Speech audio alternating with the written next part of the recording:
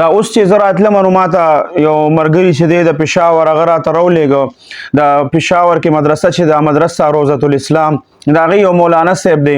مولانا امان ولی صاحب د هغې مدرس دی هغه باندې په مسجد کې چې دی نو چا حمله کړې ده او فایرنګ یې پې کړی دی او ډېر انتهایي زخمي دی هغه خو ماته وویل چې یاره حالت یې ډېر زیات نازک دی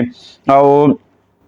لکه مشکل ده چې بچ شي خو به هر حال تاسو ټول چې کوم دی نو هغه دپاره دعاګانې کوئ چې الله وله صحت ورکړي دا زمونږ علماو پسې ګوره د دې نه مخکې مولانا خانزیب صاحب و د دې نه مخکې زمونږ ډېر علما داسې شهیدان شوي دي او خو دا ما په خپله باندې د دې یو لیست چې کوم دی ما جوړو تقریبا دا د سلو نه اړېدلي دي په دې دوه درې میاشتې کې د رمضان المبارک نه چې شروع شوي که نه نو په دې لږ وخت کې دا تقریبا د سلو نه اړېدلي دي ښه نو علما کرام روزانه حساب سره چې دغه شان او په دې باندې ګورې دا بالکل لا په خیال کې او په ذهن کې مه راولئ چې یاره دا عالم چې کوم دی نو دا د جمعیت علما اسلام سره د تعلق دی نو بس مړه دا خو د هغې عالم ولاړو د تعلق چې کوم دی نو دا د اشاعت والا سره دی د تعلق چې کوم دی دا د اهل حدیث والا سره دی دا عالم چې کوم دی دا خو بریلی دی او دا خو چې دی نو غیر مقلدین دي نو یاد ساتئ ګورې دا قسمه دغه پکې مه کوئ موږ له دې وخت کې اتفاق پکار دی د اتفاق نه کار اخیستل پکار دي که یو بریلی عالم دی هغه ته څوک نقصان رسي چې ټول په یو ځای ودرېږو او د هغه دفاع کوو او داسې لکه داسې مرګونه چې پته هم نه لګي نامعلوم څوک چې دا چا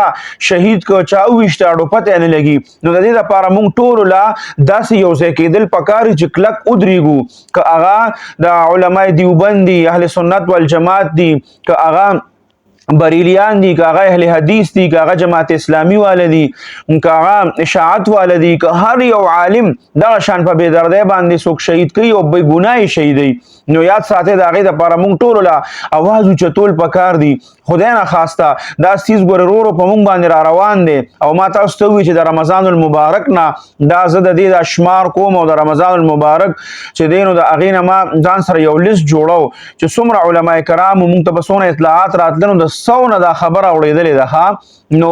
پته لګي نه چې زمونږ او ستاسو نمبر پکې کله راځي خو که د دې دپاره مونږ مخنیوي وکړو نو زمونږ نه وروستو خلک چې راځي زمونږ د دې وخت دا کوم علما چې دي غټ الله د نه ډېر زیات د دین کار اخلي نو د هغې به دفاع وشي او هغې به محفوظ پاتې شي کم از کم پته خو به یې ولګي چې دا کار څوک کوي او که چې د دې دپاره مونږ یو ځای نه شو اواز هم اوچت نه کړو چې زه دا خو پنجپیرې دی او دا خو بریلی دی او دا خو جماعت اسلامي والا دی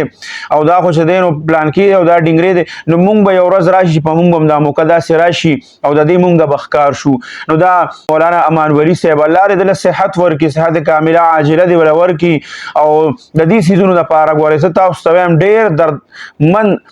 یم په دې باندې او ډېر د تاسو نه داسې دردمندانه اپیل کوم چې د دې دپاره تاسو موږ سره اواز اوچت کړئ او د دې دپاره اواز اوچتول پکار دي او دې کې دا مه ګورئ بس چې نوم عالم دی د هغه مرګ چې کوم دی یاد ساتئ ګورئ دا د خلکو دپاره ډېر غټ نقصان دی د دې به په دې معاشره باندې ډېر غلط اثر وي